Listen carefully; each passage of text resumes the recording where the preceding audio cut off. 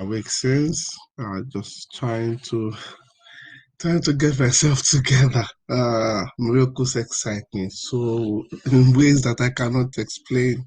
When I say testimony, I don't get used to them, and like I always do, it's more of them, no matter how big or small. But for somebody after 2 years of having, is it breast cancer? For the cancer to disappear overnight. If a believer is not excited at that, I wonder what will excite a believer. So people are more excited about getting jobs and getting money than the restoration of life, hope, and vitality to the human body. All right, so today we're going to be looking at setting your eyes like a flint. Isaiah chapter 50, verse 7. Now, I could approach this teaching in many ways, but because I have 30 minutes, I'm going to approach it in a very in a secular manner, not unreligious or irreligious, but adapting it to a system of the world and how a Christian would cope. What do I mean by this?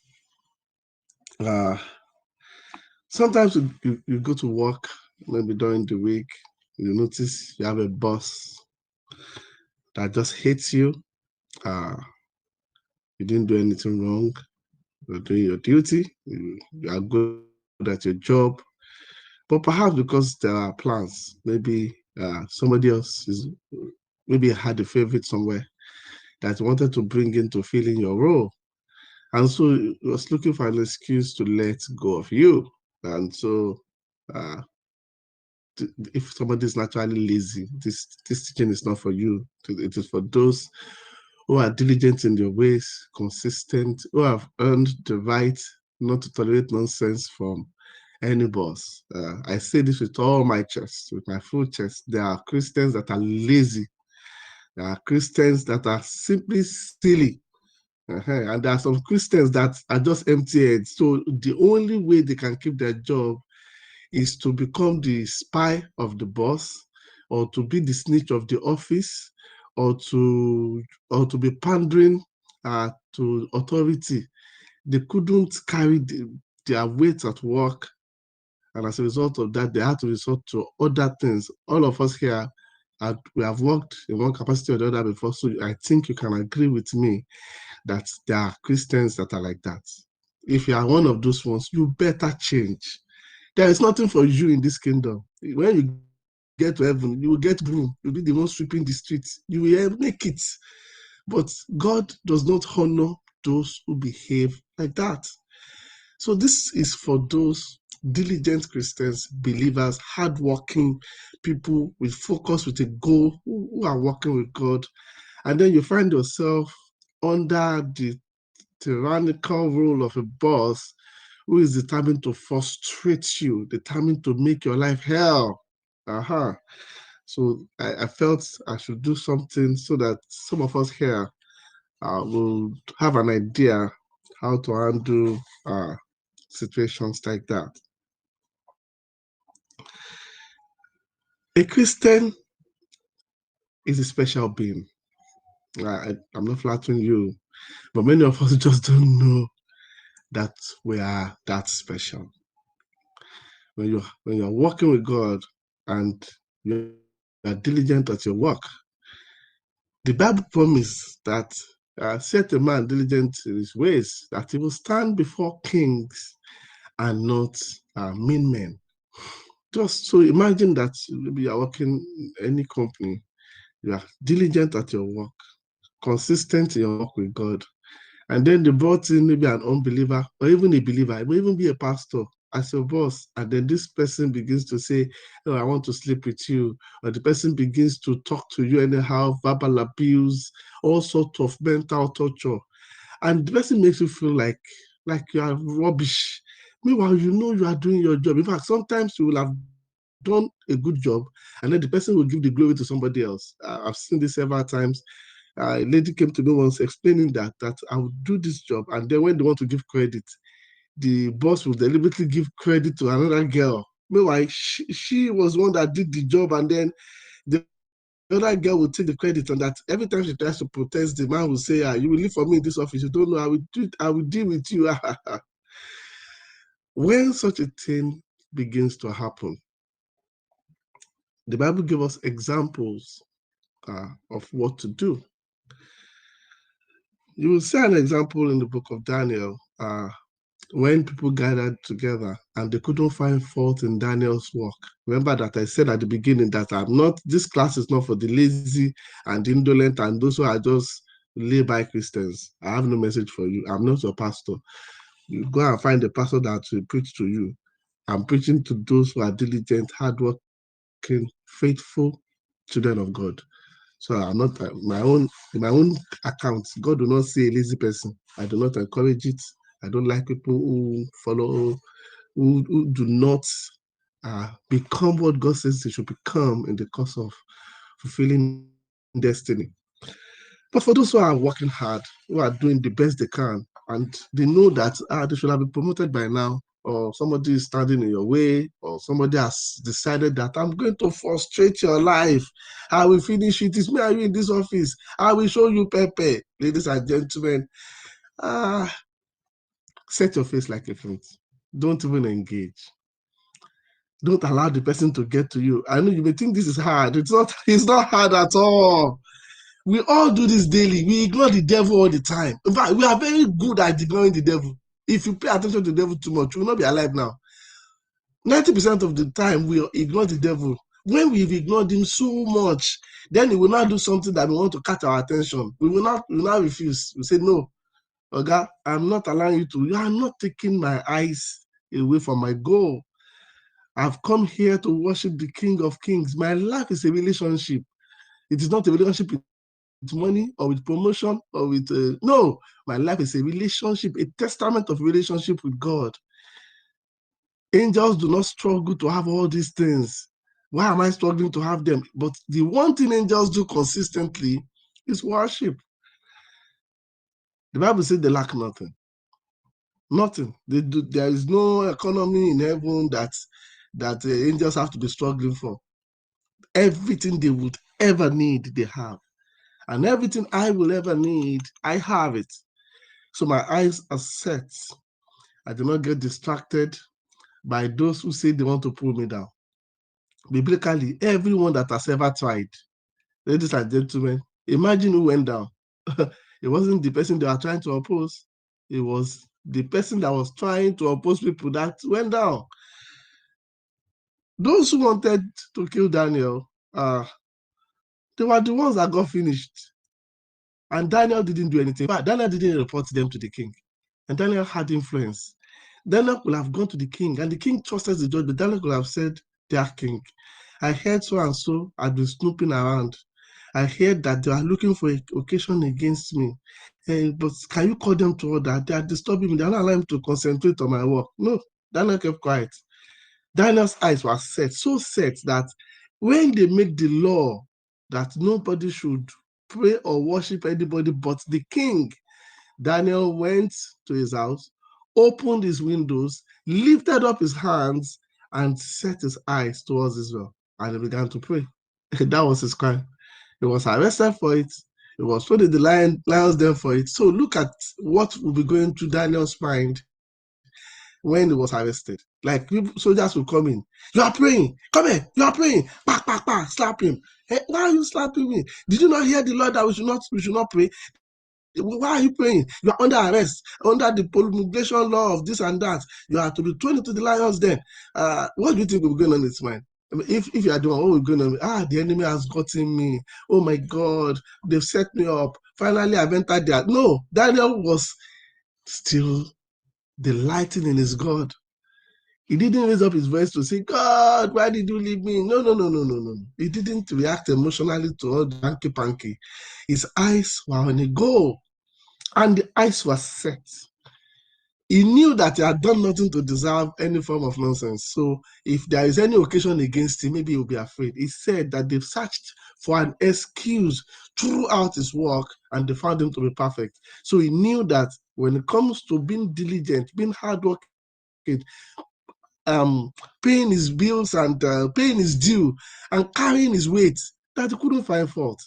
So if anybody wakes up today and says, "Oh, I'm going to finish you," the person is going to finish himself. All you have to do is wait and let the person buy the kind of rope that that I'm not praying. I'm telling you what happens. I'm saying it. I can give you practical examples so that you know it's not just I'm not just quoting scripture at you. Of those who did not allow themselves to be distracted, who focused on their goal, posts were shifted for them. I've shared with you before personally. I had the boss. I was a PA. It was APICP, assistant pastor in charge of province. That's what they called him. This man was wicked. Verbally, the way he would talk to you, one day I just said, God, move him. I'm not joking. I believe I learned a lot under him. I wouldn't pretend I didn't. Taskmaster, choleric, drives everybody crazy. But because I was so close to him, I took quite some punches. And one day we were in Ibadan for a retreat and he started again, and I was like, enough. I can't swallow this anymore. I just went to my own. I just went to my knees and I said, I don't want to see this man anymore. And immediately I said that, we got back to Lagos and I wrote my letter for my leave. I said, by the time I come back from my leave, you must move. And that man had been set to become the provincial pastor of the church where I was working. Every arrangement was made. Last minute, they moved him. He fought tooth and nail, spent a lot of money. They moved him. And I sat in the heaven with my God and I laughed. You know, both of us are Christians, so it's not a question of this is not an enemy issue. You have wronged me. I have a right, I have occasion to talk to God about what I want. Many of us will remember the story of Mordecai and Haman. Again, Mordecai was a faithful, consistent man. He wasn't a lazy bum. He wasn't a thief. He wasn't stealing or cheating or embezzling money. There was no occasion against him. The only occasion was because, according to Jewish law, Jews do not bow to men. They will never do it. Remember the three Hebrews, they too said, we are not bowing. This guy said, I'm not bowing. This is not disrespect. We were wired to bow only to God. In the culture of Arabian, maybe some Media, maybe Persian, desert, Arab culture, they've always had this servile attitude towards their leaders. You see them even in Nigeria, how they want to greet themselves. They would squat, they would bend, they would bow. That is not the way of the Christians. In Yoruba culture, people prostrate a lot and they greet, but that is Yoruba culture. In the culture of the church, we greet everybody standing. I kid you not. That is the right way. You know, even if it's Pope or Papa or Papal or Eminence or Bishop, I'm not joking. Angels do not bow to anyone, and we are greater than them. But because culture has come into it, and a lot of people, of course, you have to look at it and say, okay, we are balancing it.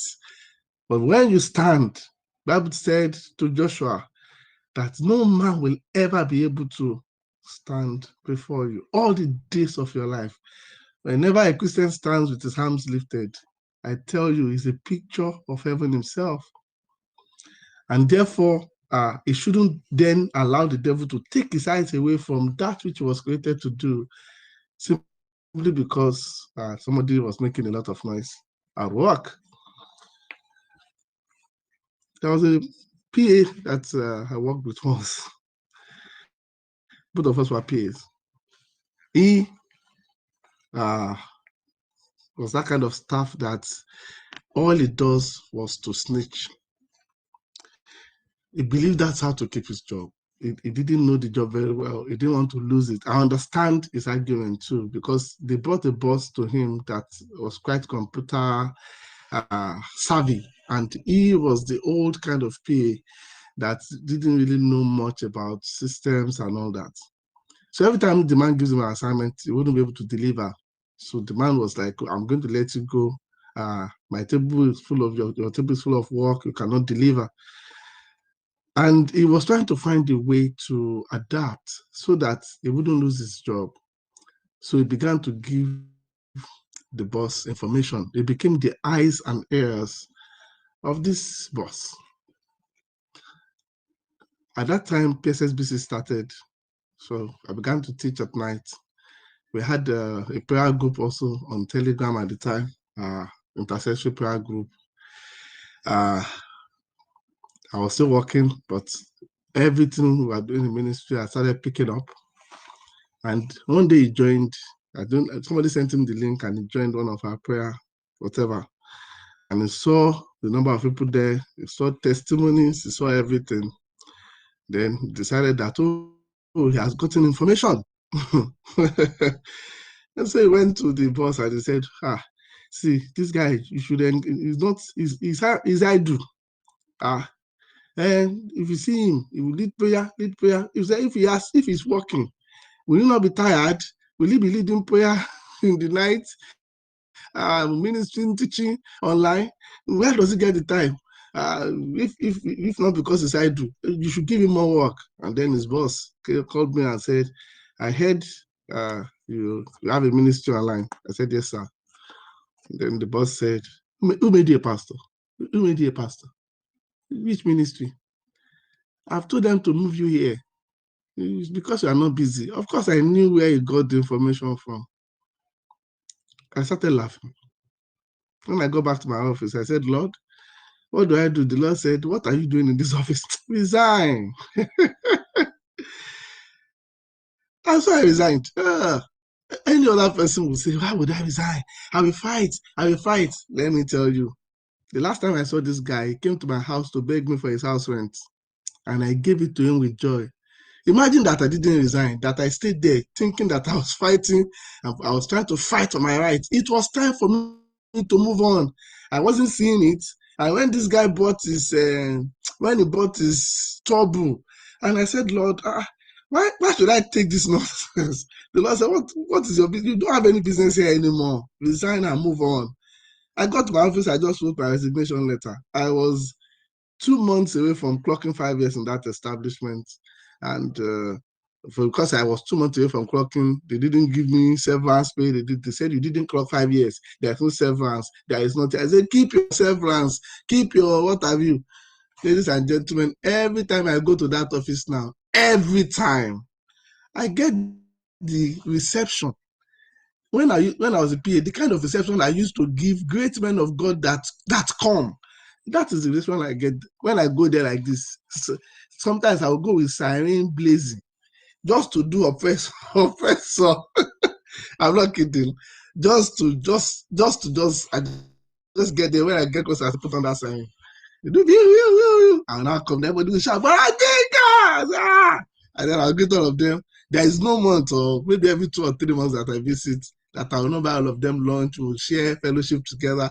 All of us are friends, but thank God for him that he pushed me so that because at the time, I remember telling some of my friends at the group at the time that should I resign? Should I not? Some advice, I don't resign yet.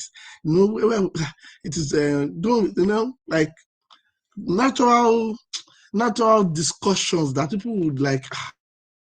We are not sure of tomorrow. Why can't you be patient? But sometimes that somebody is on your case doesn't necessarily mean the person is your enemy. It may be that you have become so relaxed that you cannot see the open door that God has made for you, and God will not instigate somebody that, hey, push this boy towards the door. In the last 2 years, there is no staff in that office that has come to me to say, help me, that has gone home empty-handed. That is the reason why I bless God for him.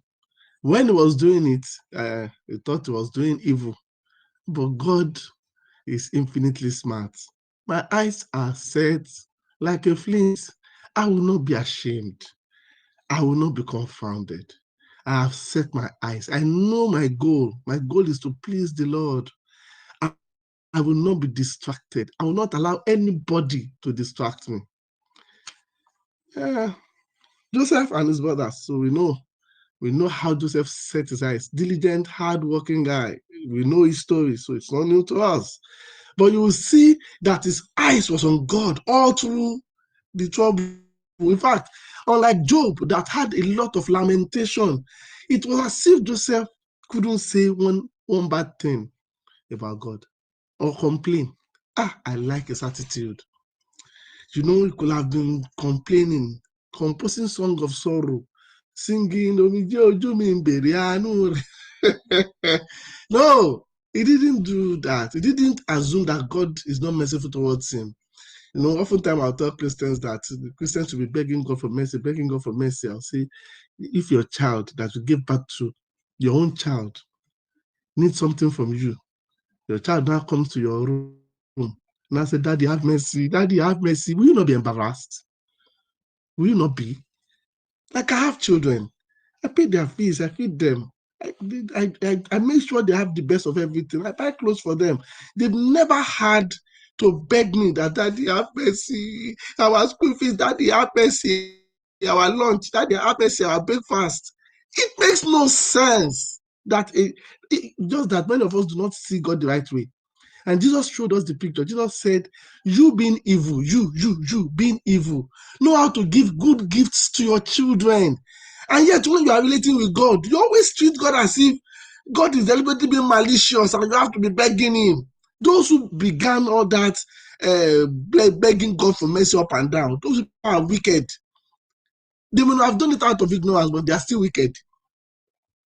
Because one of the basic things that I would dislike is that my own children will come to me begging me for mercy for anything that is their right, is my right to do to them.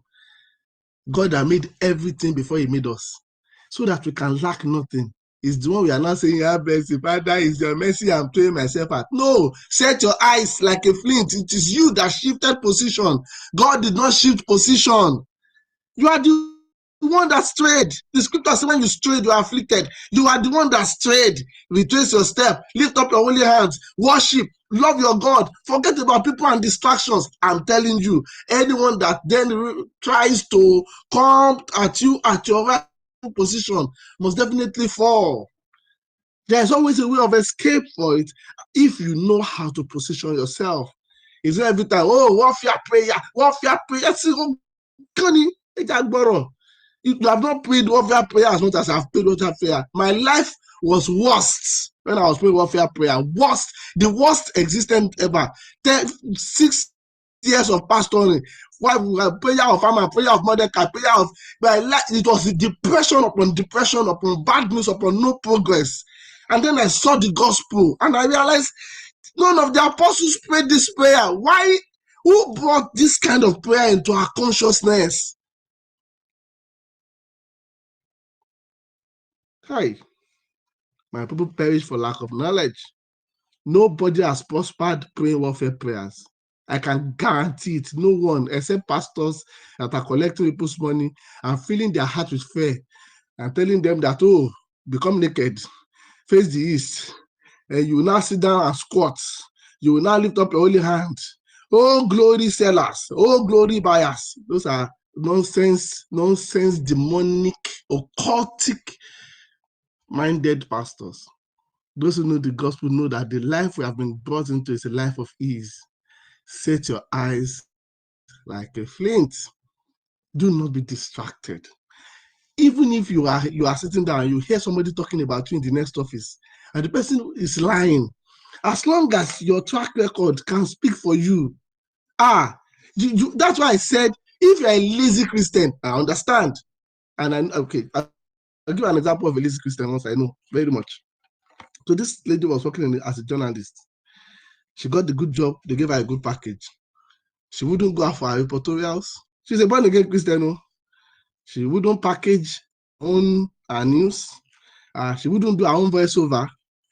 Every day, other people would be turning in their reports.